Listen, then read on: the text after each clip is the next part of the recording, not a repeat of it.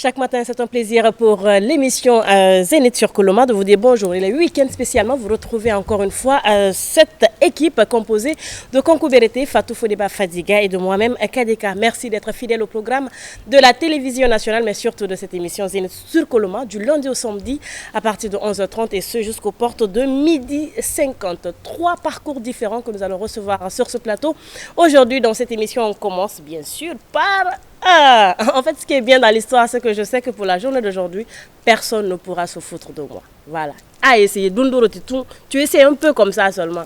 Et puis c'est Axel qui va débarquer et régler votre compte. Bonjour et ça fait plaisir de vous retrouver encore une fois sur ce plateau. Des invités en nom, mais bien avant, je vais commencer par Kankou. Kankou, bonjour. Bonjour Kadeka. Comment tu vas? Je vais bien, Dieu merci. Ça va? Oui, ça va. T'es sûr? Ouais. Et puis en plus, je suis très rassurée aujourd'hui. Nous sommes bien entourés. Moi, j'ai juste envie que Moudma me provoque. Moudma et Yaya, seulement Moudma, service sport et Yaya caméra, s'il vous plaît. Provoquez-moi aujourd'hui, vous allez voir. Aujourd'hui, on va faire play. Fair play, hein? Ouais. Ça marche. On reçoit sur ce plateau M. Mamadou Axel Keita, légende vivante de la boxe thaïlandaise et sportif le plus titré de l'histoire de la Guinée. Il incarne l'excellence martiale à travers un parcours international hors norme, avec 110 combats disputés dans 43 pays et un palmarès prestigieux incluant 3 titres de champion du monde poids lourd. Il a porté avec une fierté constante les couleurs du peuple souverain. Expert reconnu en préparation physique et en arts martiaux, il a mis son savoir-faire au service de l'élite des rings d'Anvers aux entraînements spécialisés pour divers corps d'armée internationaux, signant 74 victoires dont 44 par coup KO au nom de l'honneur et de la dignité. Aujourd'hui, cet engagement patriotique se traduit par des actes concrets pour le rayonnement de la nation à l'image du gala historique Boxer pour l'honneur organisé bien sûr à Cancan. C'était le 20 décembre 2025 sous le patronage bien sûr du chef de l'État, le président Mamadi Doumbouya. Cet événement d'envergure a réuni des sportifs de plus de 17 nationalités, transformant la Guinée en épicentre du sport mondial. Par cette initiative, le champion démontre que sa plus belle victoire reste celle de l'unité, du prestige de son pays plutôt, mobilisant ses réseaux internationaux pour offrir à la jeunesse guinéenne une vitrine d'excellence et d'inspiration. C'est un plaisir de l'avoir sur ce plateau. Mamadou Axel Keita, bonjour. Bonjour Kadeka, bonjour les téléspectateurs. Il faut excuser son français, il va faire franglais, il va mélanger un peu avec d'autres langues, c'est pas grave, on va prendre comme ça. Et il est accompagné bien sûr par son communicant, Ousmane Kamara. C'est un honneur et un plaisir de t'avoir sur ce plateau. Bonjour Ousmane. Oui, bonjour Kadeka. Comment ça va? Ça va très bien. Excusez-moi, mais il m'a manqué, hein, ça je vais le dire. Tu m'as manqué Ousmane. Ouais, ce n'est pas facile, hein. En tout cas après 2 ans de temps, donc ça fait que ce n'est pas facile cette distance. Mais déjà, comme vous le savez, naturellement, on parlait parfois. Ouais. Et ce qui est plus essentiel dans cette affaire, ce que je viens cette fois-ci, vous n'êtes plus célibataire. Donc ça, au moins, je crois que nous sommes très fiers. Il y a un changement, c'est ça. D'accord, mais franchement, ça fait plaisir de t'avoir. Et Axel est parmi nous aujourd'hui. On parlera de ses exploits, puisque vous voyez sur ce plateau plusieurs titres, lui seul. Mais bon, ce n'est qu'un film parmi tout ce qu'il a comme trophée. Mais bon, pour ne pas envahir le plateau, il a juste décidé de venir avec 7 trophées, en tout cas sur ce plateau de la télévision nationale. Axel, ça fait plaisir de t'avoir. Merci. Il remporte des trophées, des prix et il revient en Guinée. C'est ce qui est bien dans cette histoire parce qu'il n'oublie pas son pays. Alors Axel, j'ai fait une brève présentation de toi. Est-ce que j'ai oublié de dire quelque chose que tu veux? Non, c'était bien dit. Merci. Je t'en prie. Axel est à Conakry et on veut savoir les raisons, mais les perspectives, mais également s'il y en a pour la jeunesse de Guinée. Et souvent, malheureusement, c'est n'est qu'à la télé qu'on profite de lui. Et aujourd'hui, il est au pays certainement pour de bonnes raisons. Alors déjà, on ne va pas parler de ton parcours, sinon on va passer toute la journée ici. Si on demandait de résumer ton parcours. Mais on va s'intéresser bien sûr à ta présence actuellement en Guinée. Merci. Merci.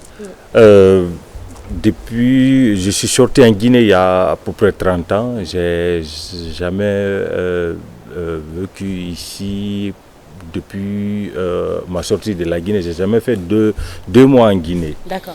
Et c'était la première fois pour mon projet de boxer pour honneur.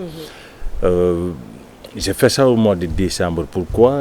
J'ai été déconseillé par beaucoup de personnes que ce n'était pas le moment, c'était l'élection présidentielle et tout.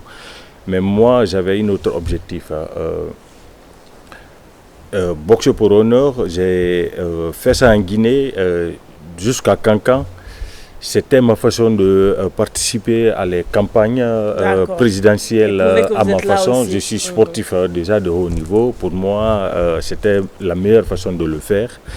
Et j'ai fait ça, je crois, à l'une des belles manières parce que on n'a pas besoin de montrer le président de la République à un Guinéen. Tout le monde le connaît par ses œuvres et tout. Mais moi, mon souci, c'était aussi de montrer à l'Afrique, au monde et les pays qui nous entourent qu'on a un président qui est venu pour la jeunesse et tout. C'est pourquoi j'avais 17 nationalités différentes et j'ai invité chaque athlète avec les journalistes de ce jeu. Il y a eu beaucoup de mouvements dans ces pays-là qu'en Guinée parce qu'on était focalisé sur l'élection.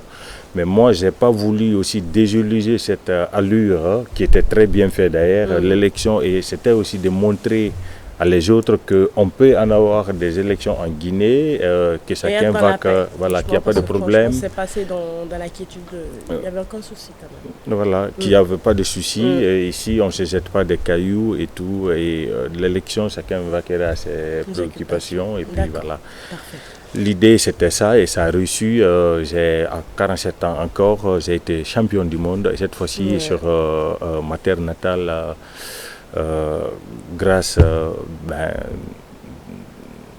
au président, j'ai eu cette chance parce que ça faisait quand même 16 ans que je me battais pour ça.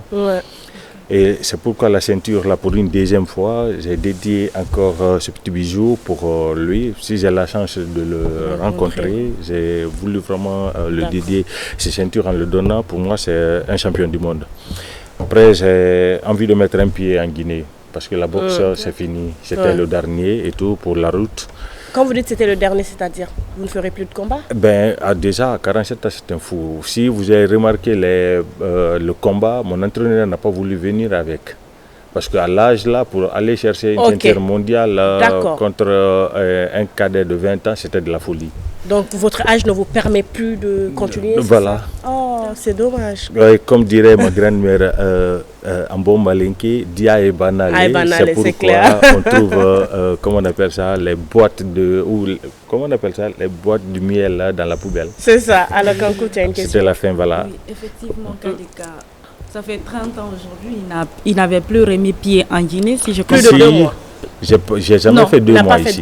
D'accord, je comprends. Il vient souvent. Comme on le dit toujours, tout a un début. Moi, j'aimerais savoir qu'est-ce qui vous a poussé à faire la boxe, à suivre la boxe comme votre carrière.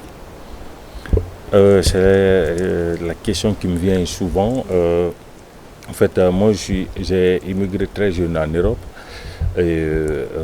D'abord la France et puis la Hollande. Aux Pays-Bas, ils m'ont placé dans une famille d'accueil là-bas parce que j'étais mineur. Et de là, on vivait dans un village où on n'était que 2 Noirs. En fait, moi, j'avais 16 et l'autre a été adopté, il avait, je crois, 4, 5, 6 ans. Et c'était trop étrange pour les habitants de là-bas. Et pour aller à l'école. Avec des Noirs? Non, au fait, on était méconnus. Tu vois, l'idée, la façon dont on voit le noir à la télé et tu as un devant toi. Tu penses, voilà. Et en allant à l'école, il y avait toujours un groupe qui m'attendait parce qu'en Hollande, tout le monde est à vélo. D'accord. Et au retour aussi, c'était la même chose. Dans ma famille d'accueil, il avait 3 enfants. J'étais plus âgé que 2 et l'une avait à peu près mon âge. D'accord. Et en partant à l'école, il y avait un groupe qui attendait. 2 fois, je regardais même à l'école, à l'autre groupe qui est manquant, qui est malade ici aujourd'hui. Il y avait un manquant parce qu'il n'est pas venu. Voilà, je faisais le vélo de retour, on est là. Et tout le monde jouait au ballon là-bas, tous les jeunes. Il y avait un gym là-bas, il y avait du fitness et du boxe. Et la plupart des boxeurs là-bas venaient d'ailleurs et tout. Et donc, j'ai été inscrit là-bas. J'ai commencé comme ça, ils m'ont trouvé un talent et l'histoire a commencé comme ça. Donc, est-ce que c'était pour vous un moyen de défense à l'époque? L'idée, c'était pas ça, c'était d'avoir quelque chose à faire après l'école. D'accord. Parce que tout le monde est D'accord. parti, chez les autres, j'étais indésirable, donc il fallait faire quelque chose après l'école. D'accord. Alors, Nous voyons on va aujourd'hui dire- beaucoup de ceintures. Hein, Oui. et ça rappelle les bons moments passés. Mais forcément, il y a des moments qui ont été très difficiles pour vous au cours de votre carrière. Oui, j'ai passé carrière à solo, quasiment sans soutien. Comme j'aime souvent dire, le mot abandonné ne fait pas partie de mes vocabulaires et tout. Et tout ce temps et toutes ces ceintures, j'ai jamais moi accepté de combattre pour le pays européen. Sinon, j'ai été nationalisé néerlandais en 98. D'accord. C'est pourquoi j'ai beaucoup de ceintures. Vous pouvez le voir sur les réseaux sociaux, sur l'internet, Google ou intelligence artificielle. Il verra. Mais si vous mettez par exemple les boxeurs néerlandais ou belges, je ne figure pas parmi ceux-ci. Ok. C'est un choix? C'était un choix, oui. Ok. D'accord. Et Il a choisi son pays. Voilà, beaucoup me dira que c'était con parce que la valeur de ces ceintures, je pouvais aussi rouler ici en Porsche ou des étages et tout. Mais moi, j'ai fait le contraire. Par contre, je suis une légende, ça, tu ne peux pas acheter ça C'est avec clair. l'argent, par C'est exemple. clair. Je suis d'accord. Voilà. Ça, c'est un privilège d'être légende. Moi, cette fois-ci, je vais m'adresser à Ousmane, puisque vous êtes communicant. Ça veut dire que vous avez un boulot énorme, une tâche très lourde, parce que déjà, communiquer sur, je ne vais pas l'appeler un produit, non, je vais dire communiquer sur un champion, il faut une stratégie. Tout à fait. Est-ce que vous en avez? Bien sûr, il y a toute une stratégie. Et vous rappelez qu'il y a eu une première édition qui s'est justement passée en Guinée, sous Béa, donc, qui était à l'époque le ministre des Sports. Donc à cette époque, la première édition s'est passée, mais malheureusement, il y a eu plusieurs obstacles qui se sont présentés. Donc tout de suite, vous vous rappelez, il était même passé de l'autre côté dans un média de la place. L'émission s'est passée. Malheureusement, ce combat, il n'avait pas combattu. Donc à la dernière minute, il est resté à l'intérieur. Et puis, il apprend tout de suite que la corde s'est coupée. Donc, on ne sait pas qu'est-ce qui s'est passé miraculeusement. Sinon, à cette époque aussi, il y avait eu plus de 17 nationalités également qui étaient venues, parce qu'il a quand même un réseau qui lui permet justement d'avoir des personnes. Donc, comme il venait à peine de le dire, il n'y a pas le mot abandon dans son dictionnaire. Donc, tout de suite, il a tenté de réunir cette fois-ci une nouvelle équipe et voir sur quel angle on pouvait passer. Donc tout de suite, il y a un projet qui a été élaboré, donc en tenant compte sur avant, pendant et après. Et ce qui a fait de monter le projet, il a été déposé au niveau du ministère des Sports. Certes, ça a pris du temps, mais finalement, le projet a été validé. Donc, déjà que le projet est validé, il faut faire appel aux personnes ressources qui devraient normalement faire partie de l'équipe. Alors, il a déjà une structure qui est bien entendu, qui a un agrément lui permettant d'exécuter des activités.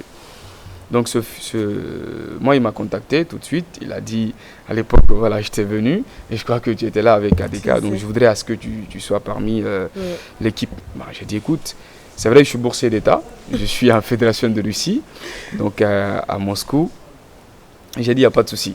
Donc, heureusement, ce moment-là a coïncidé à mes moments de pratique qui me permettent de faire les études de terrain. Donc, j'ai dit, écoute, il n'y a pas de souci. Déjà que mon mémoire fait partie... Une pierre de coups. Voilà, donc, du coup, je suis venu. Et alors, quand nous sommes venus, il était question de déposer les courriers dans les lieux qu'il fallait. Cela a été fait, de réunir justement les médias qu'il faut. Et ce qui est le plus particulier dans cette édition, c'est que il y avait une rubrique très essentielle qui consistait à former les arbitres. Parce que, justement, il y a eu... Est-ce qu'il y en a? Bien entendu, des arbitres sportifs n'avaient pas certainement suivi cette formation par rapport à une certification. Donc, par son canal et par la structure FANCA, dont il est le manager général, on a formé, si vous voulez, une quarantaine, justement, d'arbitres professionnels. Spécialisés dans la boxe? Juste dans la boxe? Justement dans la boxe. Donc ils ont été certifiés. Ce certificat leur permet d'aller partout dans le monde et arbitrer quels qu'en soient les matchs qui se passent. Donc ça a été vraiment une étape cruciale. Et après, il y a l'événement tant attendu qui s'est passé, comment on appelle, Boxer pour l'honneur qui s'est passé à Cancan. qui a été franchement magistral. Et avant ça, il fallait payer de l'argent pour avoir accès dans la salle. Et cet événement devrait se passer normalement en Belgique. Vous comprenez? Parce que c'est comme quand vous allez regarder les box. Donc, quand on dit tout de suite c'est Mike Tyson qui doit se battre avec Jacques et autres. Est-ce que le terrain il répond à justement, est-ce que le terrain répond et tout. Alors, puisque l'événement s'est passé sous le haut patronage du président de la République, tout de suite il a pris en charge. Tout naturellement, l'accès était totalement gratuit. Donc, c'était vraiment à son actif. Et puis le ring, puisque en Guinée, il n'y a pas un ring qui répond justement aux critères. Qui est ce genre de combat. Justement, donc le ring est sorti depuis la Côte d'Ivoire jusqu'en Guinée. Donc il fallait aussi avoir un podium parce qu'il y avait aussi côté artistique, théâtral et tout. Donc franchement, toute cette pyramide-là était respectée. Donc la boxe est passée comme ça se doit. Et comme vous le savez, le avant, pendant et après doivent être impérativement respectés. On a dit qu'il faut aussi une conférence de presse pour justement faire un récapitulatif, un bilan, d'accord, sur tout ce qui s'était passé. Donc cette conférence de presse va se passer ce samedi à l'hôtel Noum à partir de 9h. C'est demain? Justement, c'est demain. Donc à l'hôtel Noum. Et après, il a peut-être, comme vous l'aviez dit, toutes les ceintures là, il va vous dire peut-être comment ça s'est passé, parce qu'il y a des ceintures intercontinentales, des ceintures mi-lourds, des ceintures où il a été champion du monde. Donc il y a toute une étape qu'il aura lui-même l'occasion de présenter. Je ne sais pas si c'est mi-lourd, parce que là c'est lourd. Hein. Il n'y a pas mi-lourd ici, hein. Là, tout est lourd. Donc le ring s'est passé de la Côte d'Ivoire jusqu'ici, ça n'a pas été du tout facile. J'imagine. Je crois qu'on reviendra peut-être sur tout ça. En tout cas, il y a aussi une ceinture qui doit être dédiée au président de la République. C'est celui-là? Justement, qui se trouve ici. C'est celui-là? Oui. Pourquoi la ceinture dédiée au président est sur ta table? Je préférais que ce soit sur ma table. Tout à fait. Donc, bref. Non, ça va. Voilà. Donc, vous me permettez. Il y a aussi ce ring-là qu'il a eu à donner, à remettre à la structure Fédération de Muay Thai et discipline assimilée. Il a donné un ring professionnel, franchement, qui est très cher. Et voilà, donc il a donné ça à une fédération qui existe déjà ici en Guinée. Donc c'est ce que je peux dire pour le moment. Et il y a des perspectives parce qu'il a aussi des projets. La troisième édition qui va se passer ma prochaine. Oui, là, vous avez un projet en cours. Quels sont vos objectifs que vous voulez atteindre en cette année 2026? Si je dois écrire ça, je pensais que ça serait un livre de peut-être 3000 pages. Bon, juste pour cette année? Juste pour 2026. Oui. Ah ouais, 3000 pages pour on va résumer alors. Oui. Déjà, j'ai envie de mettre un pied ici. Il me faut avoir où m'habituer en sécurité et tout. J'ai envie d'avoir une académie de boxe taille en Guinée, digne de nom, avec toutes les commodités, un centre de revalidation. J'ai envie d'avoir des émissions pour parler de comment faire du sport et surtout comment se nourrir. J'ai envie de voir si je sais avoir aussi une place pour donner un coup de main en matière de formation physique et tactique au niveau d'armée. J'ai envie. Cette année, j'ai tellement. Il y a beaucoup d'envie. Voilà. Il y a cette question qui me vient souvent en tête quand je regarde la boxe à la télé. Parce que parfois, vous pouvez vous retrouver face à une personne qui est en tout cas gigantesque. J'aimerais savoir quelle est votre stratégie pour gagner. Non, c'est pas pour gagner, mais comment vous gérez votre stress? Le stress. Vous savez, il y a d'autres qui ont des dons naturels pour ces trucs-là. Comme j'aime souvent dire, moi, jusqu'à la mort de ma mère, 2 ans, elle n'a jamais compris si j'ai pu m'énerver jusqu'à toucher quelqu'un. Surtout d'en faire un métier. D'accord. Parce qu'il n'y a rien de brutal ou agressif sur moi. Les gens qui sont brutals, c'est les gens qui ne peuvent pas s'exprimer. C'est aussi une communication, mais physique. Et quant à moi, si j'ai des combats comme ça, le stress, au fait, je mets ma tête en mode avion. Vous désactivez. Voilà. C'est ça. D'accord. J'essaie, moi, on me réveille toujours pour combattre. Les autres, ils font des trucs, ils font des réchauffements et tout ça, ça ne marche pas chez moi. Et quand ça combatte, tu vois, on donne de l'eau à les boxeurs de boire et de ça. Moi, quand je bois de l'eau, un goûter, je suis vide. J'ai plus de cardio. Et les autres boxeurs ont crié, fais ça, ça ne marche pas chez moi. Et tu viens, tu t'arrêtes devant moi, comme mon entraîneur. Si vous voyez, j'ai eu que 2 entraîneurs, toujours les calières. Et tout. Et quand il est devant moi, et souvent, il ne parle pas. Je dis, mais tu n'as rien dit. Il dit, ouais, mais tu n'as pas fait ça. Et là, je sais que je n'ai pas fait ça. D'accord. Le mot crier, ça passe pas. Rien. Ça passe pas. Et donc, si une fois que je dors, je me lève de mon sommeil, au fait, ma tête reste comme ça jusqu'à l'oreille. Ok, j'ai lu que vous avez gagné des combats par KO. C'est un coup et puis la personne ne se lève plus.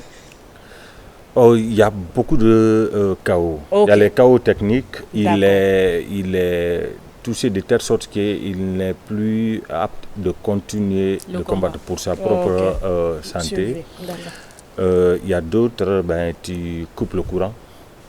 Et puis il est inconscient pour 1, 2, 3 minutes. C'est quoi couper le courant? Couper le courant, c'est ce que j'explique là. Il y a des parties du corps, quand tu touches ici, le cerveau il se désactive pour quelques secondes. C'est parti pour 3 minutes. D'accord, je comprends. Alors, Kankou, ou je peux poursuivre?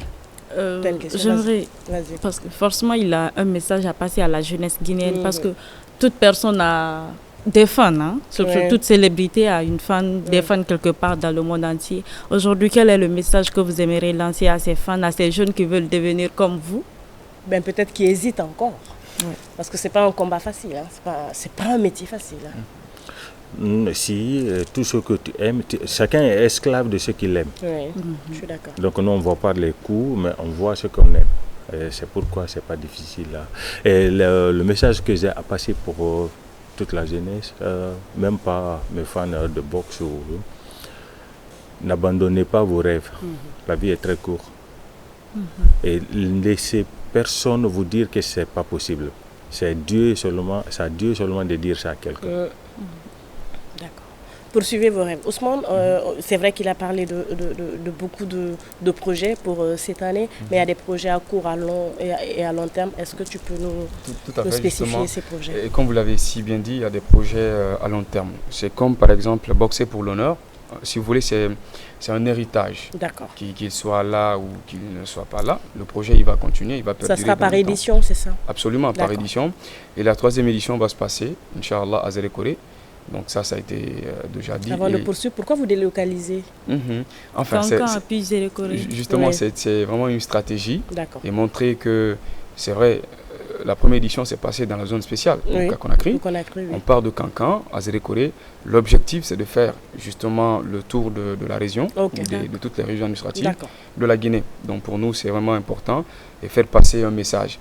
Parce que de base, on parle du sport en Guinée. Parfois, on est avec le football, on est parfois en retard, on est avec autres pratiques. Alors, mais si on a une pratique où nous sommes champions, pourquoi pas faire justement la promotion? Et de l'autre côté, il y a, normalement, il doit combattre, ça va être un combat d'exhibition, il sait mieux le dire, cette fois-ci avec un autre champion, qui n'est certes pas Mike Tyson, mais je crois que l'acteur principal, c'est James Toney. Donc ça se passe aux États-Unis. L'objectif, c'est de vendre l'image aussi de la Guinée et faire passer le message de Simandou, justement. Donc nous sommes sur les préparatifs. Il doit être aussi à Douala, ça ne va pas durer, ça va être en février, justement, le 12 au 13. 14. Donc, voilà, au 14. Donc c'est un invité de marque de ce côté-là. Donc il y a assez de projets, peut-être qu'on ne peut pas tout dire parce qu'on est en Guinée dans tous les cas. Il faut que certains projets restent discrets. Justement, vous lancez un projet tout de suite, un beau matin, vous allez vous présenter, on dit mais écoute, ce projet est déjà là. Donc on est quand même sur les bonnes démarches qui se passent bien et on espère que ça va aller. Et l'autre, l'idéal c'est vraiment présenter l'autre ceinture qu'il compte tant décerner au président de la République. Lorsque vous le décernez, vous le laissez la ceinture, c'est ça? Ou bien vous... Pour moi, c'est aussi un champion. Ce n'est pas la première fois. Oui, je l'avais décerné une ceinture intercontinentale. Ok. Et là, c'est une ceinture mondiale. Ouais. Ah, ok. Alors, pour quelqu'un qui a passé, je ne vais pas dire toute sa vie, mais vous ne connaissez que la boxe et les combats. Pour quelqu'un qui, à 47 ans, doit arrêter, ça vous fait quoi? J'ai connu d'autres choses. J'ai fait la sécurité armée au Parlement européen à 17 ans. J'ai été même garde-corps de l'un des hommes les plus importants du monde. J'ai étudié aussi à l'école. J'ai fait le culture anthropologie, mais en néerlandais. Je sais faire beaucoup de choses. Donc après la boxe, ça sera quoi? Après la boxe, maintenant, je veux rester dans le monde du sport carrément. Ça pourra me rajeunir encore beaucoup plus. Il n'a pas envie de quitter le monde sportif. Non, vu que j'ai envie de vivre jusqu'à 90 ans. Ah ouais, on l'espère. Il faut le maintenir. Sinon, franchement, on ne sent pas que vous avez 47 ans. Ah oui. Carrément, on ne sent pas que vous avez 47 ans. Vous êtes plus jeune que certains. Le sport, ça rajeunit. Exactement. Oui. Une dernière. Qu'est-ce que le boxe vous a appris? À être patient. D'accord, la patience.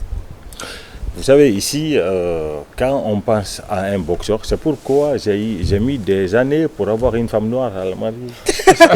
Elle avait peur. Parce que, il y a de quoi. Hein? Ils pensent que quand tu es boxeur, ben, tu es brutal. Oui. C'est l'idée qui...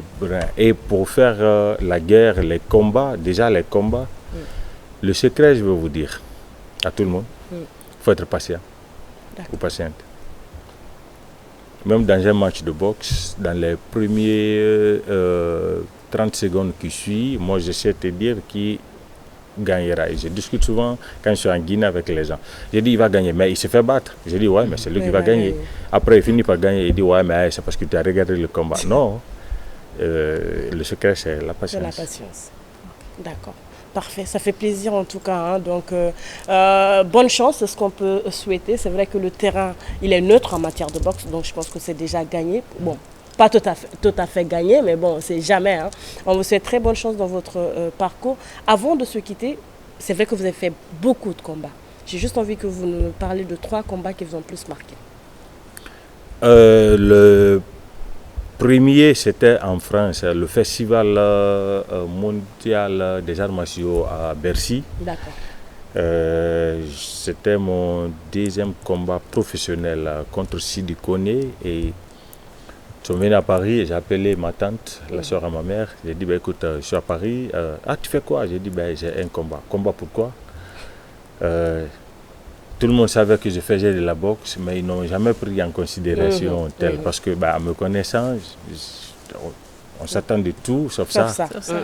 Et il est venu, je suis resté à côté dans le salon VIP jusqu'à quand je devrais quitter pour me préparer. Quand j'ai quitté là-bas, je suis allé, il m'a vu autrement. C'est pas la même personne. Et puis le combat a duré 1 minute 47 secondes. J'ai pris quelqu'un KO qui avait quand même 83 combats, 83 victoires et tout. Et la deuxième, c'est celle que j'aime bien dire, c'était à Moscou. Entre 2015 et 2017, j'avais un contrat avec Fight Night à Moscou. Chaque dernier jeudi du mois, je devrais combattre là-bas contre quelqu'un. Et à l'époque, je faisais aussi la sécurité, donc c'était pas facile, mais j'étais là tout le temps. C'était contre Ramazanov qui était 7 fois champion du monde. Et quand je suis venu à Moscou, j'ai eu l'interview. Ils ne m'ont pas demandé mon stratégie du combat. Non, ils m'ont demandé j'allais prendre combien de rounds, tenir combien de rounds contre Ramazan. J'ai dit je le prends au deuxième round. Et tout. Et chacun se foutait de ma gueule. Après, j'ai parié avec le journaliste par micro et tout. Et ce combat, il y avait même Vladimir Poutine qui était là. Et voilà, deuxième ronde, j'ai gagné par KO. Il applaudit, il s'est levé, il applaudit pour moi. Et c'est sur YouTube, vous pouvez regarder. Et le troisième combat que j'ai aimé, c'était quand j'étais encore amateur. Il y avait 2 jumeaux à Leiden, c'est une ville de la Hollande. Et j'ai passé presque tout mon carrière amateur combattre contre les 2 presque. Quand je gagnais contre l'autre, et puis 2-3 mois après, dans un autre gala, l'autre me demandait. Et comment je les traitais aussi, c'était pas trop gentil. Je pense que là où ils sont maintenant, ils n'aiment pas tout ce qui est noir. L'autre, j'ai cassé le tibia, l'autre le code. Après, j'ai eu le premier qui avait cassé le tibia, je l'ai cassé le code. Et puis l'autre. La dernière combat que j'avais eu. ça simplement comme ça, j'ai cassé le tibia, j'ai cassé en douceur. Le dernier, c'était le 6e combat contre le premier que j'avais combattu. Et il avait de bonnes stratégies et tout, mais il a fait une erreur et tout. Et il a eu aussi les cordes cassées. Maintenant, on était arrêtés. Il y avait l'arbitre entre nous. Moi, je suis de ce côté et l'autre de là. Mais je vois une femme venir devant le ring. Je pense que c'était une invitée d'honneur pour l'organisation et tout. Elle est venue, elle est passée sous le ring, elle est venue, elle a enlevé sa chaussure, elle a commencé à me taper de la tête. C'était la maman des jumelles. Ah, d'accord. Et ça, j'ai jamais aussi. C'est les trois qui m'ont marqué beaucoup. Parfait. Voilà. En tout cas, vous avez un excellent parcours. La Guinée est fière de vous. Peut-être moins connu, mais dans quelques temps, avec un communicant comme Ousmane, on aura beaucoup d'actualités sur vous et beaucoup de faits réalisés. C'est ce qu'on vous souhaite en Guinée. Puisque quel que soit le temps qu'on fait ailleurs, chez nous, c'est le meilleur avis. Donc on vous souhaite très bonne chance et on espère que vous allez rencontrer le président de la République. J'espère aussi. Ousmane, un dernier message avant de un dernier message. Il faut, si vous voulez, remercier les personnes qui nous ont accompagnés pour cette deuxième édition. Il y a le ministre Mourana Souma, certes. Le gouvernement a déjà Monsieur déposé. Mourana Souma. Voilà, donc il y a aussi son ami de tous les temps, donc Amadou Kourouma de Amafo, et tant d'autres. Je crois que pour éviter trop de publicité. Donc merci à tous ces partenaires qui nous ont accompagnés jusqu'à l'atteinte des objectifs. C'est un énorme plaisir. Et voilà. Bon séjour à tous les deux. Merci. Je peux aussi remercier. Oui, allez-y. Il faut parler de vitamines, bien sûr. Sinon, sans quoi, c'est. Vous connaissez Vitamine? Elle, oui, parce qu'elle a été dans ses émissions et tout. Voilà, je remercie. Chaque champion, il faut une championne pour le soutenir. Je suis d'accord. Voilà. Et voilà, ma championne à moi, Coucou, voilà. La championne se reconnaîtra. Voilà, c'est ma femme. Oui, on a compris. Donc voilà, Vitamine déjà, je serai bientôt rentré et tout. Et je remercie encore tout le monde, Billy Kaba, SOS Nigos, Bachiro, la Nolagui et tout le monde. Bachir Aïdara. Voilà. D'accord. Merci à vous d'être passé sur le plateau de l'émission Zénith sur Coloma. Ne vous déconnectez pas, ce n'est que partie remise, puisqu'on va se retrouver dans quelques instants avec la coordination française des mouvements et associations de la mouvance politique sur le plateau de Zénith sur Coloma. On marque une courte pause, à tout de suite.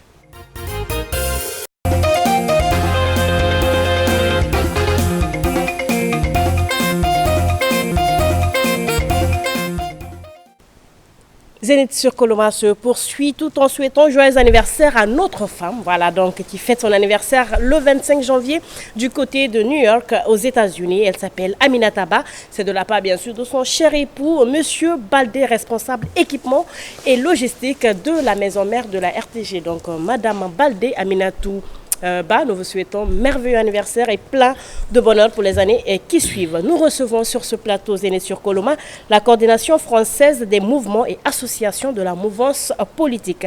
Sur ce plateau, Madame Dafé Awa, coordinatrice de la coordination française, et Madame Condé Adama, elle est la secrétaire générale de la coordination française.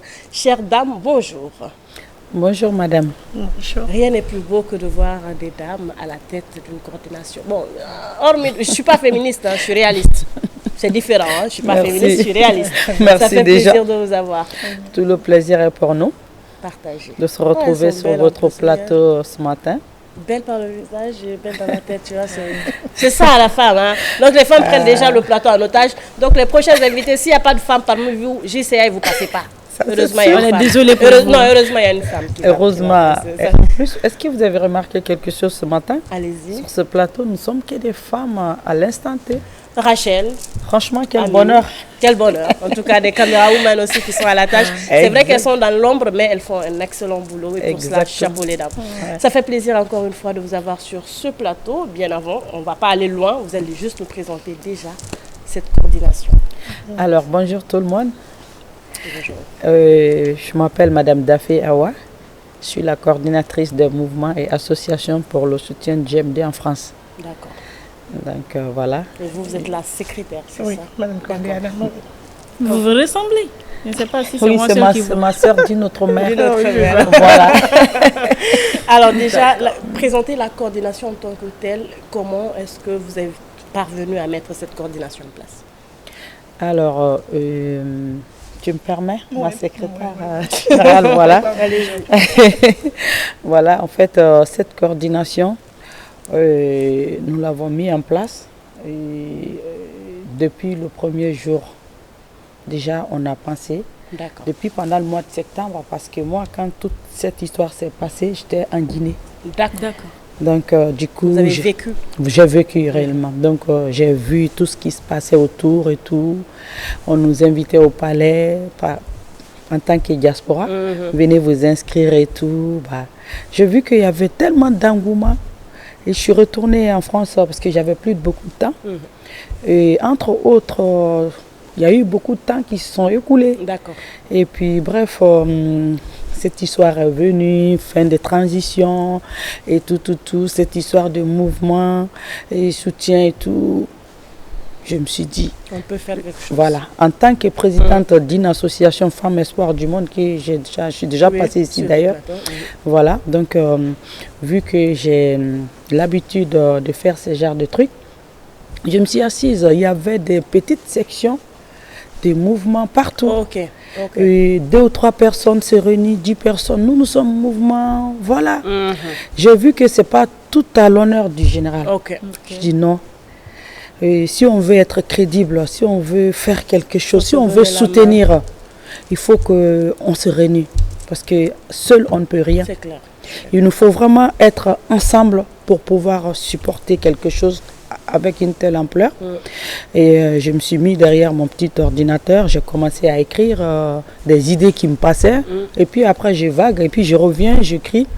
Et finalement, un jour, quand j'ai décidé, je dis aujourd'hui, ça, il faut que ça soit fait. Et j'ai fait un dossier complet. Je dis, je vais faire mon association de mouvement de soutien et pour fédérer toute l'Europe. Mais j'ai vu que ça, c'est déjà beaucoup demandé. J'ai dit, vu que la France est déjà beaucoup grand, je vais me baser sur la France. Et j'ai fini de faire ça et j'ai envoyé le dossier. Mais je ne savais pas où il faut aller exactement, parce qu'à l'époque, il y avait le bureau des Makandera, il y avait plein de choses. Et j'ai envoyé partout. Et après, j'ai reçu des appels et tout pour valider mon idée. Et ils m'ont dit, oui, Madame Daffé, franchement, c'est bien. Nous, cette idée, on aimerait que ça soit implanté partout dans l'Europe. Vous voyez? Ainsi, c'est venu cette histoire de coordination. Il y a eu maintenant une coordination européenne qui a géré toute l'Europe.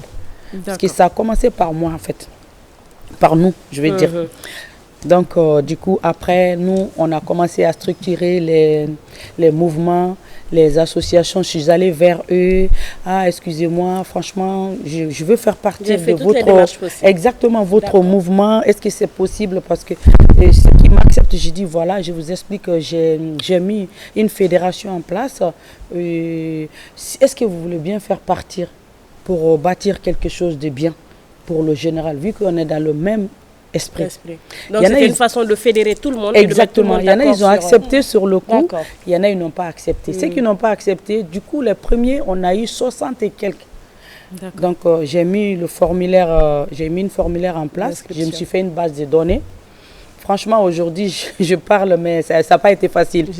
Je me suis mis une base de données, j'inscrivais les gens, ceux qui viennent, je les enregistre, je les renvoie la copie.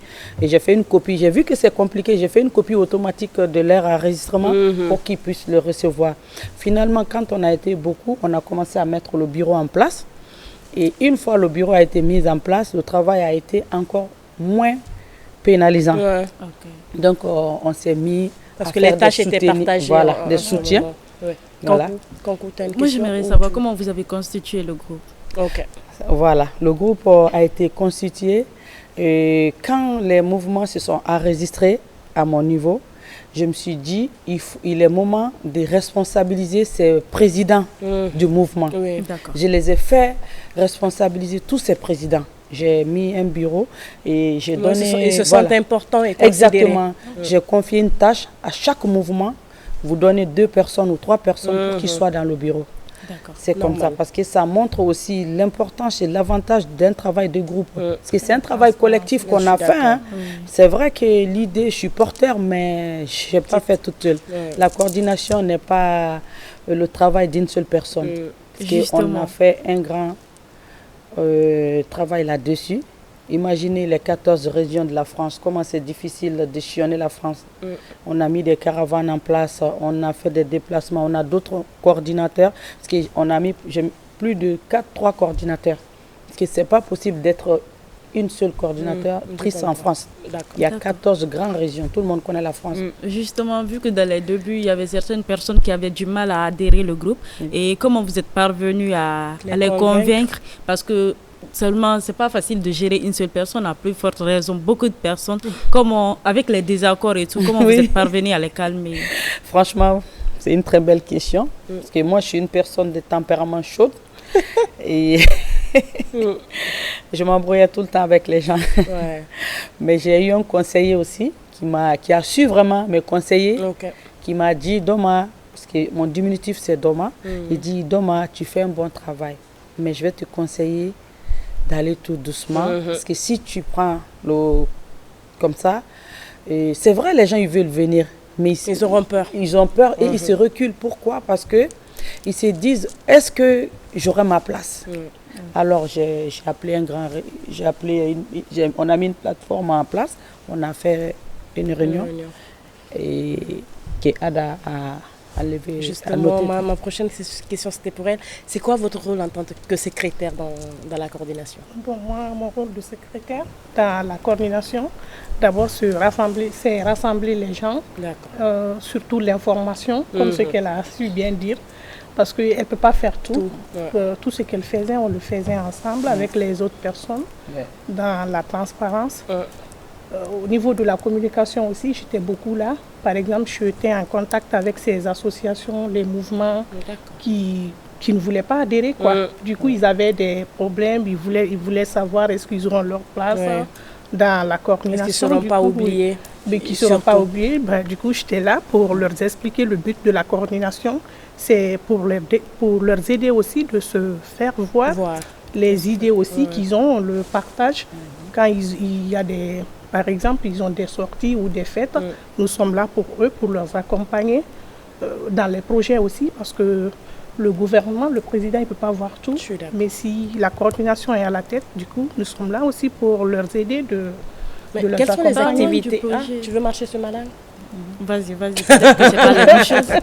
Quelles sont les activités que vous avez eu déjà à réaliser? Les activités que nous avons eues. Que la coordination a déjà eu. Ça. C'est beaucoup? On va résumer.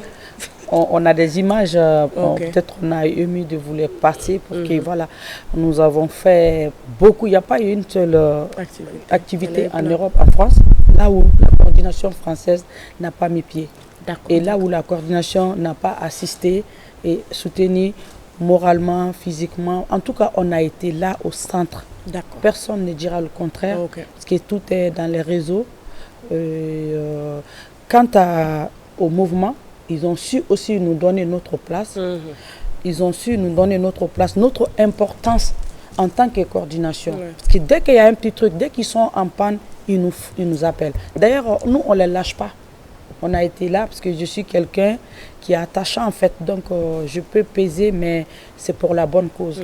Et quand je tiens, je ne lâche pas. Donc, je tiens à dire que tous ces mouvements, nous les avons tenus par la main. Magui le Mouna. En fait, même pendant les campagnes, parce qu'on a fait les référendums. Ce n'est pas maintenant qu'on a commencé. Nous, on a été aux Nations Unies, en Suisse, pour aller réclamer la paternité de ce pouvoir pour le général. On a été au Parlement, devant le Parlement. On a parlé, on a affirmé la volonté de la diaspora. Vous voyez? Donc, vu que je suis la présidente des femmes de la diaspora en France, donc j'ai un grand rôle, là, si vous voulez dire. Je suis d'accord.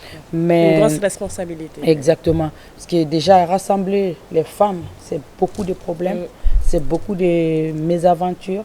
Mais on finit toujours exactement beaucoup de sacrifices. Parce qu'il y a eu des moments où nous, on ne dormait pas.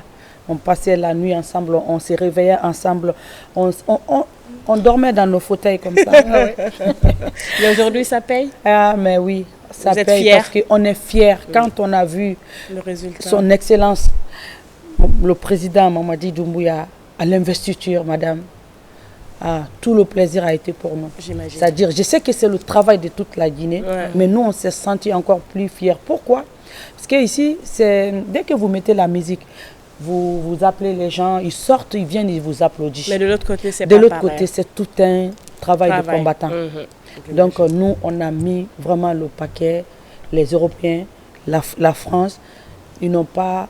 En fait, en plus des problèmes familiaux et des problèmes personnels, les gens ont su être là. C'est là que vous voyez que le Guinéen aime chez lui. On a eu des événements... Quels que soient nos différents, on s'aime. Exactement. On fait semblant, mais on s'aime quand même. Exactement. On a eu des moments, on a eu des mouvements qu'on a fait, des événements qu'on a fait à 5 degrés, madame. Mais les images sont sur les réseaux. Mais les gens sont sortis. On dirait qu'ils n'ont pas froid. Moi-même qui est là, ces échappes-là, les manteaux, les tiges, on ne vient pas y aller, on va. On fait quelque chose pour la Guinée et par la Guinée d'abord. Exactement. C'est bien beau de vouloir accompagner le président et d'ailleurs je viens de comprendre que vous avez eu à concrétiser certains projets en Europe là-bas, mais est-ce que vous pensez aussi à réaliser certains projets ici en Guinée? Parce que aussi c'est votre pays, tout ce que vous faites là c'est pour la Guinée. Est-ce qu'il y a des antennes ici qui vous représentent? Exactement, on a des antennes ici, on a beaucoup de gens ici aussi, d'ailleurs ils sont avec nous et quand on est arrivé, d'ailleurs c'est ce qu'on a fait, on a essayé de créer une plateforme pour mettre tout le monde, pour que ceux qui sont là, ils se sentent aussi avec la diaspora venue, et qui est gérée par moi-même en fait, et partout nous allons ensemble. Même hier on a fait une lecture de Coran à Tombolia pour le président et pour la Guinée, pour la stabilité. Donc tout le monde y était et ça passera dans vos antennes peut-être prochainement. Et on a plein de projets et on a voulu aussi faire fêter la victoire en Guinée. Et oui, avec les femmes surtout. Mais je pense que ça sera dans les cours du mois de mai. Donc on va profiter peut-être mettre avec la fête des femmes. On ne sait pas encore, on est en train de voir. On a rapporté le projet. Je pense que la fête des femmes cette fois c'est le Ramadan. Oui, oui. Ça tombe sur le Ramadan le 8 mars. Exactement, mais nous le ferons en sous forme de conférence.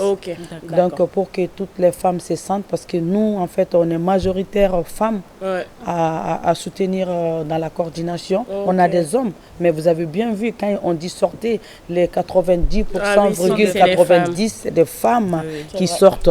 Les hommes sortent, mais bon, ça va, ils nous laissent parler déjà pour soutenir. Et en plus, pas pour, voilà. Le mandat est dédié aux femmes. Donc, exactement. Raison de plus. La secrétaire, est-ce que vous pouvez parler d'autres projets qui sont à venir? Bon, par exemple, il y a d'autres projets que nous avons mis en place, par exemple, pour soutenir les femmes qui sont là, surtout les enfants aussi. En Guinée ici. Oui, parce que déjà, de base, moi, je travaille dans l'éducation pour la ville de Paris. Là, nous avons plein de choses à mettre en place, parce que surtout les femmes et les enfants. Le but, c'est ça aussi. Déjà, les hommes, eux, déjà, ils sont à la tête de tout ce qui se passe. À nous aussi de nous affirmer. Oui, exactement. Et ça passe par l'éducation. Par l'éducation aussi. C'est la base. Surtout l'information. Parce que les gens ils ne sont pas trop informés. Du coup, à travers nos mouvements et puis nos conférences que nous devons faire, nous avons mis... Est-ce que la coordination est ouverte? Ou bien... Non, elle est ouverte. Elle est ouverte. Oui, puisque nous avons d'autres personnes en dehors de la diaspora qui y sont. Donc, on ne le ferme pas parce que quand on entend une coordination, on ne peut pas fermer une fédération en fait. Vous voyez? Parce qu'il faut donner l'opportunité à tout le monde de donner qu'est-ce qu'ils ont à donner pour la nation. Surtout nous, on œuvre pour le bien du pays. On a dit bâtir. Qui parle de bâtir ne peut pas être isolé. Parce qu'il faut être ensemble pour bâtir. Chacun peut exactement. Chacun peut être un peu. Chacun peut être... apporter un peu. Donc nous tenons à dire que tout le monde peut apporter quelque chose à l'édifice. Donc nous sommes ouverts, même vous pouvez intégrer la coordination. Et notre formulaire, elle est bien sûr privée parce que ça se fait par demande. Et elle est gratuite. Et on a juste des critères d'éligibilité. Voilà, d'éligibilité à intégrer. Dès que vous avez ces critères, il n'y a aucun souci. Et que vous avez un mouvement, parce que quand vous remplissez notre formulaire, il y a un endroit, qu'est-ce que vous pouvez apporter à la coordination, vous êtes au nombre de combien, qu'est-ce que vous faites aussi, qu'est-ce que vous proposez dans l'avenir. On a plein de choses dedans. En fait, nous ne sommes pas seulement dans la bouche comme les autres. On rentre pas dans la coordination, ils nous prennent quoi. Voilà, exactement. Ils reprenaient. Parce que et combien de temps vous êtes prêts à donner pour la coordination? Parce que vous voyez bien, au jour d'aujourd'hui, nous, on s'est déplacé de la France jusqu'ici. Ce n'est pas un rien. C'est pas un rien. On est tous des mères de famille. On a décidé de soutenir notre pays. Parce que là, c'est bien beau de dire qu'on soutient le général, hein, mais on soutient le pays. C'est le pays que nous soutenons, on va dire. Parce qu'on s'est dit qu'on ne peut pas aider chaque Guinéen. Mais en aidant le président, il peut lui aider son tour tous les Guinéens. On est d'accord. Une dernière. Vous avez aimé la Guinée, vous avez choisi la Guinée, vous avez choisi les enfants guinéens. Merci. Alors, quel est le message aujourd'hui que vous aimeriez lancer à vos collègues qui vivent à l'étranger par rapport à comment maintenir la Guinée, à comment faire venir le régime qui vit en France là-bas en Guinée, pour les enfants guinéens, pour qu'ils bénéficient un peu de la même commodité que les autres? C'est une bonne question. Aujourd'hui, la coordination a un projet sur ce que vous venez de dire, qui est un projet qui s'appelle le Collège solidaire. Bon, elle est un peu prématurée, mais je vais la parler parce que vous avez posé la question, parce qu'on a déjà fait les démarches et tout. Il reste juste du côté de la Guinée pour valider par rapport à certains collèges, voilà. On a prévu que les jeunes de la Guinée échangent avec les jeunes de la France, et pour que la France envoie ses études, les collégiens, pour être à la place des jeunes Guinéens, et que les jeunes Guinéens partent à la place des jeunes françaises pour échanger leur place, pour voir comment est-ce que les études, combien de fois ils sont censés de l'autre côté et combien de fois ils sont censés de ce côté aussi, pour faire la part des choses. Parce qu'aujourd'hui, on a des enfants en France qui pensent que tout est gratuit, qui ne connaissent pas quelle chance ils ont. Ils ne savent pas, c'est-à-dire combien de fois ils sont privilégiés. Donc en faisant ça, ils vont se rendre compte que vraiment, il faut prendre la vie du bon côté et arrêter de se plaindre à tout bout de champ. Et les parents ont dû faire des sacrifices. Il y a des enfants en France, même quand vous leur dites, c'est-à-dire quand les parents leur disent j'ai fait des sacrifices pour vous, ça leur fait mal. Moi, j'ai croisé ces parents parce que nous travaillons tous dans le social. Moi-même, je suis une aide-soignante, je suis une assistante sociale de base. Donc, je connais le domaine. Et vu que j'ai une association, on est appelé à travailler avec des jeunes. Donc, aujourd'hui, nous, si on nous donne la possibilité et l'opportunité, on a plein de projets dans le sac. Parce que ce n'est pas commencé aujourd'hui. Et ces projets, on espère que vous allez pouvoir ouvrir le sac. Exactement, il est ouvert. Il est ouvert pour les femmes, il est ouvert pour les jeunes, parce que déjà, on n'a pas commencé aujourd'hui, comme je vous ai dit. On a assisté à plusieurs projets. Et même récemment, la mairie de Ratoma avait mis un projet en place, les 50 jeunes accompagnés. On était là. On était là aussi. Donc, c'est pour vous dire que nous, on est prêts pour la Guinée. On ne recule pas. Et on appelle aussi nos compatriotes qui sont là-bas de faire la même chose que nous, de ne pas rester de l'autre côté, de ne pas avoir peur. Parce que quand vous ne vous jetez pas à l'eau, vous n'allez pas savoir si vous allez vous noyer ou pas. Et on ne peut pas pêcher sans se noyer. Qui ne tente rien n'a rien. Et quand on se jette dans l'eau, vous pouvez avoir que les poissons que vous remontez, vous ne pouvez pas prendre tout ce qui est dans la marée. Donc, il faut vraiment venir sur place pour avoir certaines opportunités. Aujourd'hui, nous, on est là, on a l'occasion d'être parmi vous. C'est une fierté. Vous n'imaginez pas. Le plaisir est partagé. Donc, je vais passer la parole à ma collègue aussi pour qu'elle donne son avis là-dessus. Le message que moi j'ai à dire, parce que je suis là aujourd'hui au nom de toute la coordination, parce qu'il y a d'autres femmes qui sont parmi nous, elles ne sont pas allées à l'école. Je peux véhiculer ce message en malinké. Allez-y. Oui. Les mêmes parce qu'ils m'ont obligé aussi d'un peu parler dans nos langues nationales. C'est normal. Oui, parce que moi, si on rajouter coordination, ils sont en Guinée ici, mais ils se disent que la base de la coordination, c'est juste la France ou l'Europe. Non.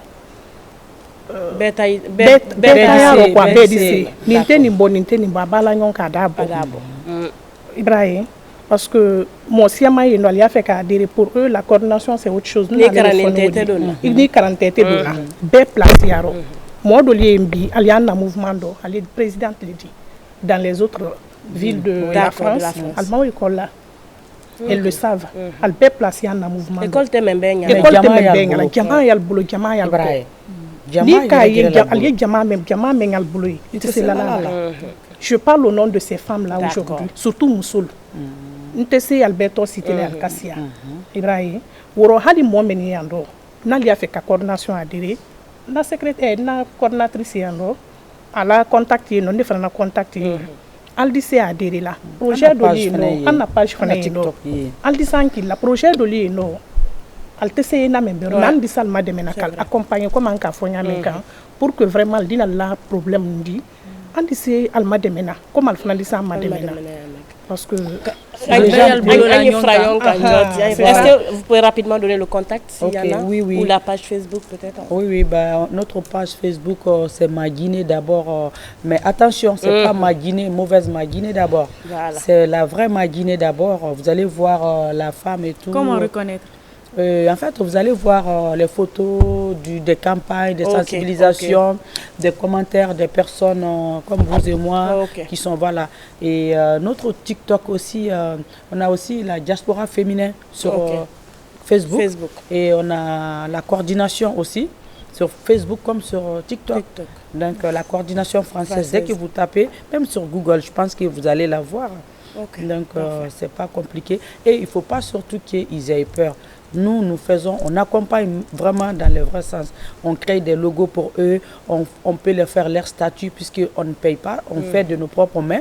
Donc moi-même déjà, on a fait beaucoup de statuts, beaucoup de logos pour tous ces gens, beaucoup de fleurs. Tout ce qui consiste à former leur groupe, s'ils n'en ont pas, parce que c'est comme ça d'abord, on est arrivé à séduire certaines personnes qui ne voulaient pas y venir. Quand vous arrivez, on voit tout ce que vous avez. Si ça c'est pas bon, on vous l'a refait proprement, parce qu'on est designer aussi, on a fait la marketing digital, donc on sait y faire de nos propres mains, on n'a pas besoin de déléguer quelqu'un. Et puis, à la minute, vous avez tout ça et vous avez votre structure. Allez, vous faites vos démarches. Comme on le dit, les femmes sont braves, vous êtes des lions, donc on vous dit merci. Merci pour tout ce que vous êtes en train de faire. Merci, on espère que le reste également sera facile pour vous et que vous pouvez atteindre votre objectif. C'est le but, c'est le but recherché. Merci d'être passé sur le plateau de la télévision. Merci beaucoup, mesdames. Franchement, vous êtes charmantes comme tout. Et, merci beaucoup. C'est un plaisir aujourd'hui quand je vois qu'il y a des femmes autour de moi. Les hommes vont m'excuser, mais ce côté, je ne peux pas m'en passer en fait. Vous voyez, c'est une fierté. Aujourd'hui, vous arrivez à l'antenne, même dans les coulisses, vous voyez, c'est des femmes. Avant, vous ne pouvez pas rêver à ça. Vous ne pouvez pas rêver, mais aujourd'hui, ça passe tout naturel. Les femmes ont su montrer leur place. Ils ont su se faire démarquer.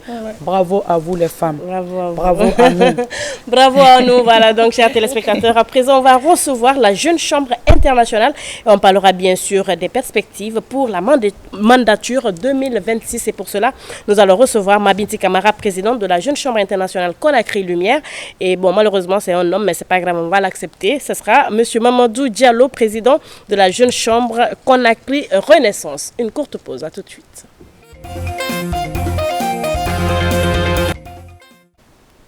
Puisque c'est notre femme, nous allons encore une fois lui souhaiter un joyeux anniversaire. Voilà, donc Madame Baldé Aminatouba du côté de New York aux États-Unis aura un an de plus le 25 janvier. Donc on profite de l'occasion et de cette antenne pour te souhaiter merveilleux et jovial anniversaire. C'est de la part de ton mari chéri, Monsieur Baldé, qui est responsable équipement et logistique ici même à la RTG Coloma. Voilà, donc joyeux anniversaire à toi Madame Baldé. On te souhaite tout le meilleur du monde. Sur ce plateau, nous recevons la Jeune Chambre internationale. Ben oui, nouveau mandat, des perspectives, bien sûr, des objectifs à réaliser. Ben oui, on va parler de la mandature 2026. Et pour cela, nous recevons bien sûr sur ce plateau, je vais commencer, excusez-moi, par la dame, naturellement, Mabinti Camara, qui est présidente de la Jeune Chambre internationale Conakry Lumière. Bonjour Mabinti. Bonjour madame. Ça va? C'est un plaisir. Ça se passe pour bien? Moi.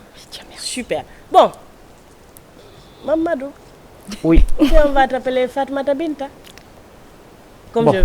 En fait, quand je commande, j'aime ça, tu vois. Donc, je peux l'appeler Binta, il va répondre, il n'a pas le choix. Oui, ma grand-mère s'appelle Binta. Ah. Bon, de toute façon, c'est le nom de sa femme. Mamadou Diallo, merci. Mamadou Diallo, bonjour. Vous êtes le président de la Jeune Chambre internationale Conakry Renaissance. Bonjour. Bonjour. Vous allez bien? Bien, alhamdoulilah. Mandature 2026, c'est une grosse responsabilité. c'est des défis à relever puisque c'est un homme, un mandat, c'est ça? C'est ça votre... Un an. Voilà, je n'oublie pas. À un moment donné, ils ont failli me coopter, mais ils n'ont pas pu, quoi, tu vois. J'étais trop forte. Ils n'ont pas voulu de moi après.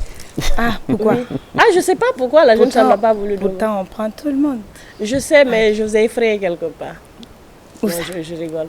Comment ça va? Oui, ça va, Dieu merci. Votre mandat, c'est le règne pour cette année 2026. Mais bien avant, vous allez nous présenter votre club. Respectivement, évidemment. D'accord. Merci pour la parole. C'est un réel plaisir pour moi de passer aujourd'hui ici et de nous donner cette occasion de parler de la Jeune Chambre. Moi, je suis présidente, comme vous l'avez si bien dit, de la JCI Conakry Lumière. C'est une organisation qui fait partie de la JCI Guinée en global. Et c'est une organisation de jeunes leaders âgés de 18 à 40 ans. Nous œuvrons dans beaucoup d'axes, d'activités et autres. Et puis notre vision, notre mission surtout, c'est de former des jeunes leaders, citoyens actifs surtout, pour qu'ils puissent se réveiller, aller à l'action. Chez nous, à la Jeune Chambre, on dit que le leadership, ça s'apprend dans l'action. Donc c'est un peu ça la Jeune Chambre. D'accord. Alors vous, c'est Conakry Lumière et M. Diallo, c'est Conakry Renaissance. Est-ce que vous êtes tous basés ici à Conakry? Parce que je sais que vous avez des antennes à l'intérieur du pays. Bien Donc sûr. vos deux clubs sont à Conakry. Bien sûr. D'accord. Alors vous êtes élu pour 2026. Tu as une question ou je peux continuer? Pour ne pas que tu dises que j'ai marché sur ta langue. Vas-y, après. Je peux aller. Voilà, donc pour votre mandature, quelles sont les perspectives? Parce que j'aime bien une chose chez vous, c'est la continuité. Je sais, j'apprends beaucoup avec la Jeune Chambre. Et tu tardes à nous rejoindre. C'est la continuité chez vous. Donc parlez-nous de vos perspectives respectivement pour vos différents clubs. Pour cette mandature 2026, notre vision, elle est claire, portée par le slogan Ensemble, leader pour un impact durable. Ça veut dire quoi? Cette année, nous voulons travailler ensemble, en cohésion, pour mener à bien notre activité et surtout impacter positivement la communauté, qui est notre rôle essentiel.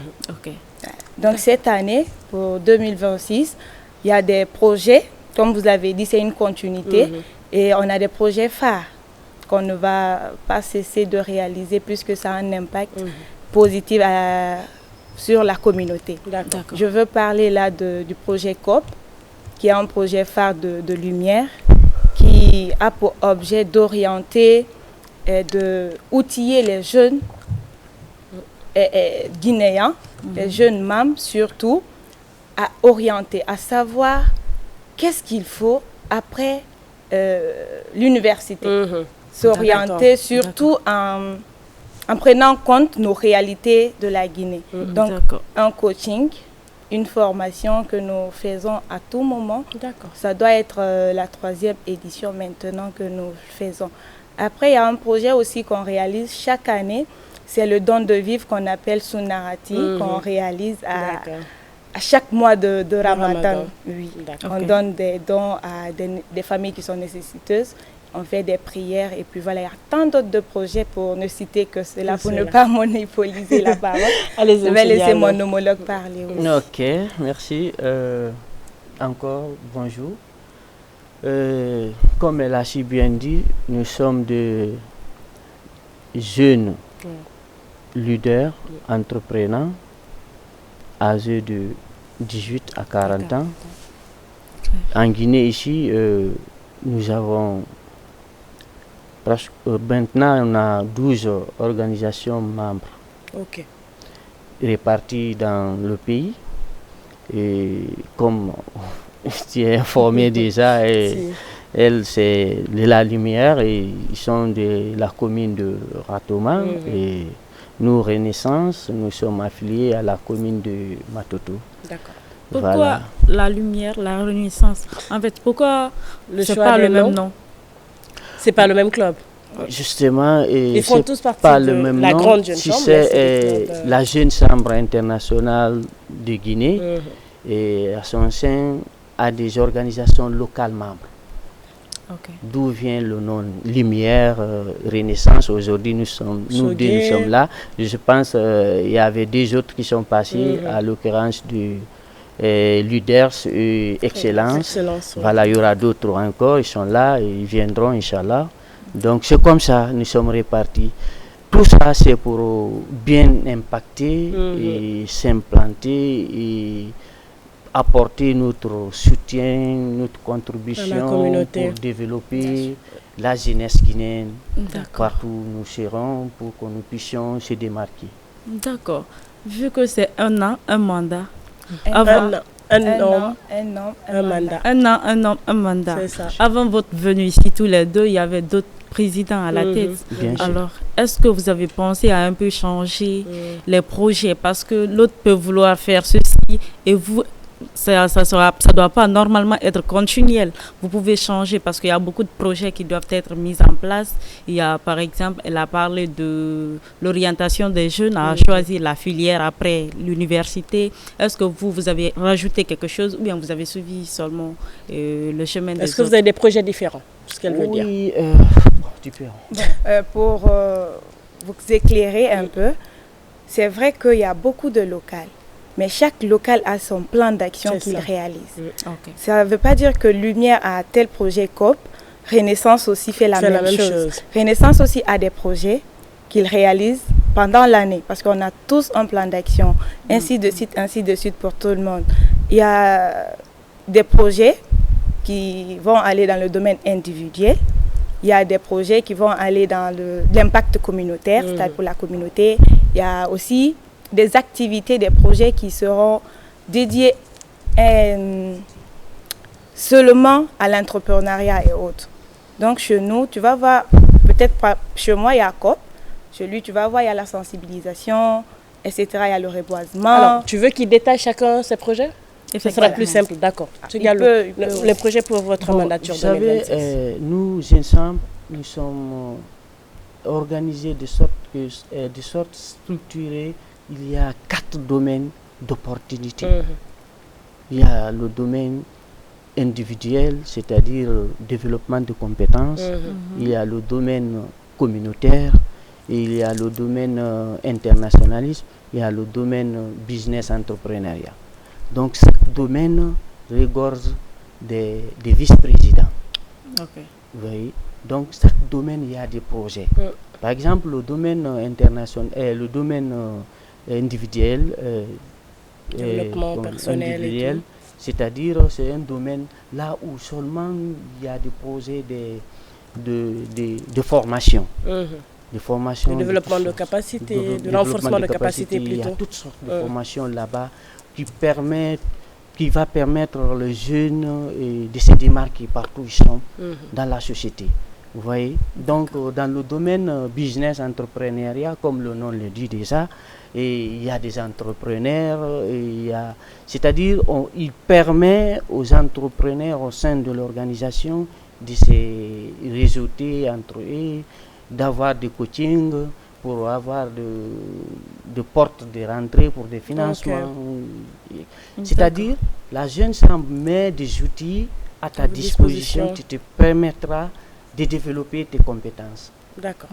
Alors, c'est vrai que c'est votre mandat cette fois-ci. Certains sont passés avant vous. Et je sais que pendant les votes, vous n'étiez pas seul. Est-ce que vous pouvez nous dire individuellement comment est-ce que vous êtes démarqué des autres jusqu'à être à la tête de cette mandature 2026? Ok. Tu peux?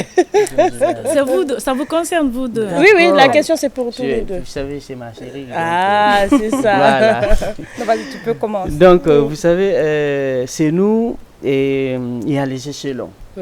C'est-à-dire, quand tu viens aujourd'hui en tant que membre potentiel, comme aspirant à être membre en plein droit. Je pense que c'est un essai de 6 mois, c'est ça? 3 mois? Oui, c'est 3 mois. Un essai de 3 mois, tu es là, tu suis les activités et puis on te soumet à des formations Et puis à l'évaluation, il y a des points à acquérir si tu as ça, et puis on t'intronise. Par exemple, le dimanche, d'ailleurs, vous êtes invité à notre AG introductive qui se fera à l'INERAP de Donka à partir de 10h le dimanche.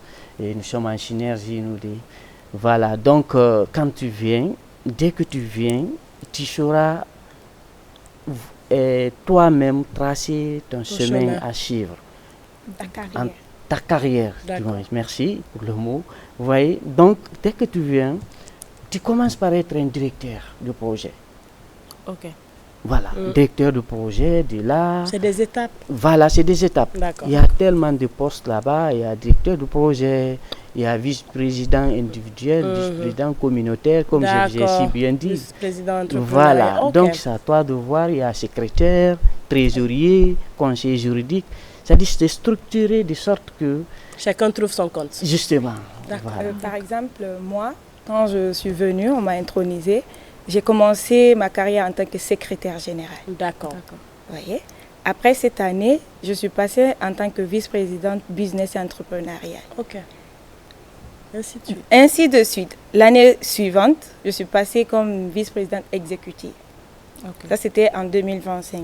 Et me voici en tant que présidente 2026 de cette mandature. Donc, tous les membres suivront comme ça jusqu'à arriver.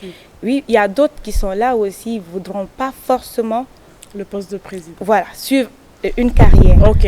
À la Jeune Chambre, on a beaucoup d'opportunités. Ça veut dire que quand tu viens, tu peux forcément avoir ta voix. Il y a d'autres qui sont là, bon, je veux apprendre, je veux avoir confiance en moi, je veux savoir parler en public, etc. On y trouve absolument tout ce que nous voulons. Donc, le collier, c'est à l'intronisation. J'adore ce collier. Merci. Voilà, donc aujourd'hui, c'est vrai qu'il y a encore des gens qui hésitent. Tu avais une question?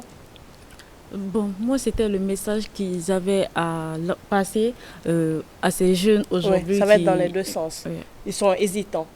On entend parler de la Jeune Chambre, mais peut-être qu'ils hésitent encore à venir vers vous ou à s'inscrire, ou à essayer d'être dans un club. Est-ce que vous avez différemment des messages qui peuvent les pousser à venir vers vous? Oui, effectivement, on a des messages. Par exemple, moi, avant que je n'adhère à la Jeune Chambre, mon parrain m'a tellement parlé, parce que j'avoue, j'aime la vie associative, parce que depuis je suis dans ça. Mais la manière dont j'ai trouvé la Jeune Chambre, c'est carrément différent. D'accord. Je ne regrette pas du fait que j'ai intégré l'organisation. Là, aujourd'hui, moi-même, partout où je suis, je sens que vraiment je suis dans une société vraiment qui me pousse à évoluer, à être moi-même, à être un leader. Il se sent à sa place. Oui, c'est ça. Oui, Mabinti. Bon, moi je dirais quoi?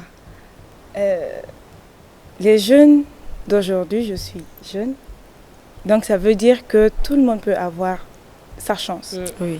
Donc d'arrêter d'hésiter. Et surtout, la JCI, c'est une école d'apprentissage. Et une école d'apprentissage de leadership, on n'en voit pas. Et la JCI, on dit souvent que là, on apprend le leadership par l'action. D'accord. On te met devant les faits et puis tu apprends le leadership.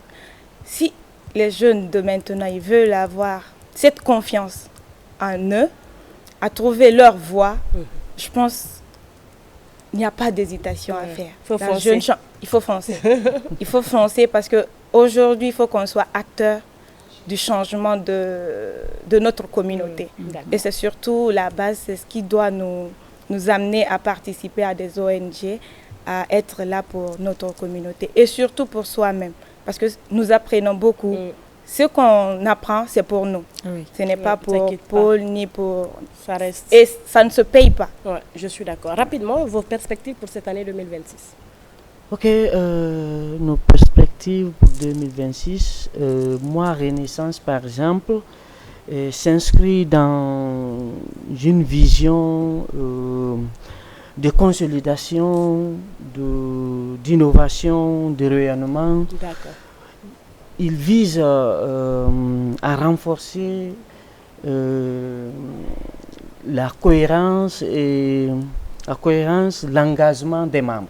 D'accord. Vous voyez, donc c'est ça en un mot, promouvoir le leadership jeune. Okay. Orienté vers l'impact durable positif. Oui, Mameti, c'est pareil. Comme mon slogan le dit, ensemble, leader pour un impact durable.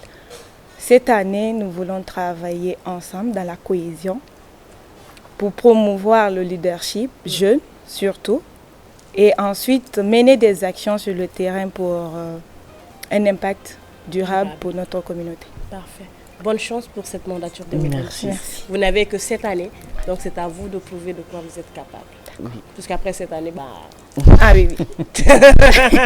On est conscient de ça. Vous êtes conscient, un an, un mandat. Donc, très bonne chance pour votre mandature 2026. Et nous profitons de l'occasion pour vous rappeler que Parade sur scène, ce sera demain à partir de 20h du côté de l'hôtel Atlantic View. C'est à Kipé. Venez voir Parade autrement. Si vous avez raté la première édition, l'opportunité s'ouvre à vous. C'est avec Amicaz Communication de notre chère Madame Touré Aminata Kaba qui vous donne rendez-vous avec toute son équipe pour voir Parade sur scène. Des innovations pour cette année 2026, pour cette deuxième édition, vous en aurez puisqu'il y aura du live, il y aura Nampé Sadio du Mali. Vous aurez plein de surprises. En tout cas, venez voir cette émission. Si vous avez l'habitude de rester chez vous et de le voir à la télé cette fois-ci, venez voir en direct, en live avec des artistes bien sûr. Et Yaromba Sekou qui va accompagner cette nouvelle génération. Aminata Kaba, bravo pour l'initiative. On te souhaite très bonne chance. C'est bien sûr Parade sur scène. C'est demain à partir de 20h. Vous avez aussi des tickets qui sont disponibles. Si vous souhaitez, c'est à 50 000 et 150 000. J'espère, si je ne m'abuse. Concours, on se retrouve demain si tout va bien. Inch'Allah. Ah. Merci à vous encore une fois d'être venu. Merci à toute l'équipe technique. La réalisation est assurée bien sûr par Nsira. Merci aussi à toute l'équipe du Nodal, son en passant en tout cas par mes caméramans du jour. Merci à l'équipe. On se retrouvera demain si tout va bien. Excellente journée de prière à vous. Et mention spéciale bien sûr à Label. Label, merci pour cette très belle perruque du côté de la ville. Merci beaucoup ma chérie. J'ai adoré, j'aime bien. Je te fais un gros bisou. On se retrouve demain si tout va bien. Prenez soin de vous. Au revoir.